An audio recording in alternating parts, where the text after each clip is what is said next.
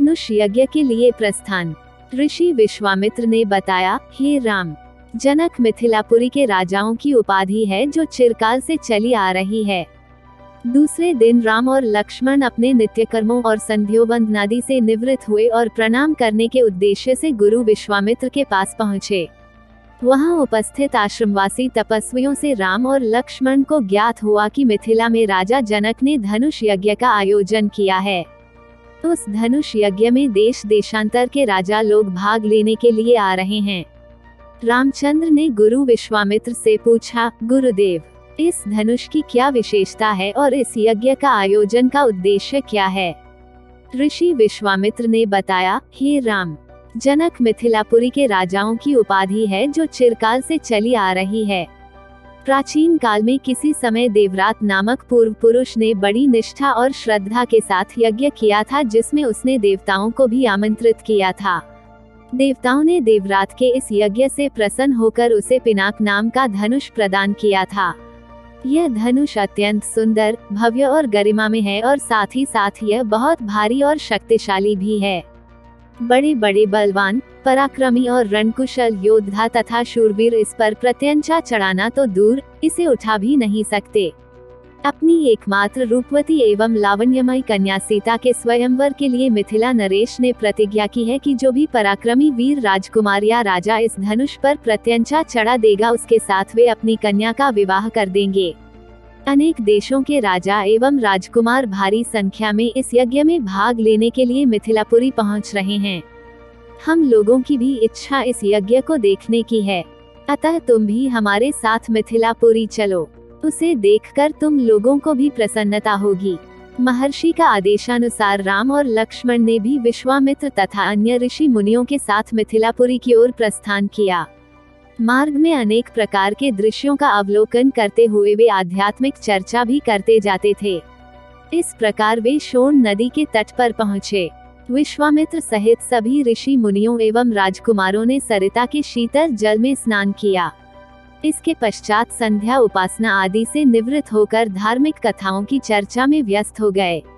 रात्रि अधिक हो जाने पर गुरु की आज्ञा से सभी ने वहीं रात्रि व्यतीत की। प्रातः नित्य कर्मों तथा संध्यावंदनादि से निवृत्त होने के पश्चात यह मंडली आगे की ओर बढ़ी। वे परम पावन गंगा नदी के तट पर पहुँचे। उस समय मध्याह्न होने के कारण भगवान भास्कर आकाश के मध्य में पहुंच चुके थे और गंगा का दृश्य अत्यंत मनोरम दिखाई दे रहा था।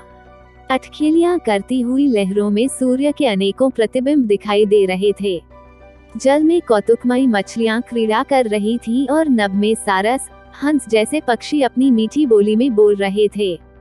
दूर दूर तक सुनहरे रेत के कण बिखरे पड़े थे और तटवर्ती वृक्षों की अनुपम शोभा दृष्टिगत हो रही थी। राम इस दृश्य को अपलक दृष्टि से देख रहे थे। उन्हें देखकर विश्वामित्र ने पूछा, वत्स, इतना भाव विभोर होकर तुम क्या देख रहे हो? राम ने कहा, गुरुदेव, मैं सुरसरी की इस अद्भुत छटा को देख रहा हूँ।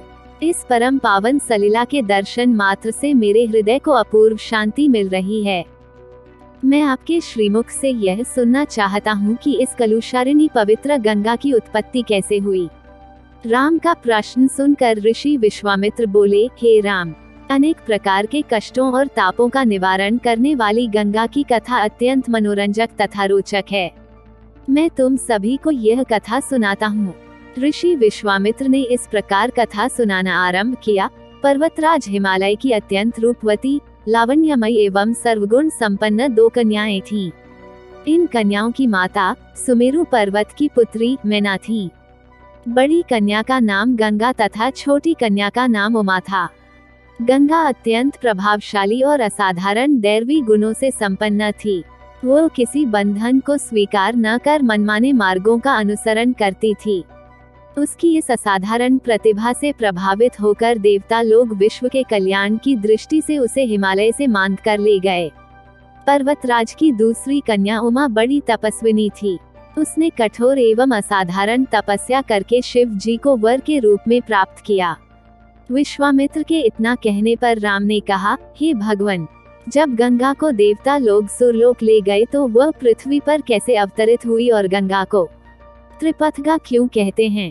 राम के इस प्रश्न का उत्तर देते हुए ऋषि विश्वामित्र ने कहा, सुरलोक में विचरण करती हुई गंगा से उमा की भेंट हुई।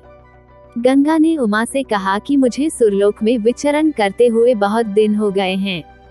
मेरी इच्छा है कि मैं अपनी मातृभूमि पृथ्वी पर विचरण करूं। उमा ने गंगा आश्वासन दिया कि वे इसके लिए कोई प्रबंध करने का प्रयत्न करेगी। इसके आगे की कहानी आपको आने वाली अगली वीडियो में देखने को मिलेगी। यह वीडियो देखने के लिए धन्यवाद दोस्तों।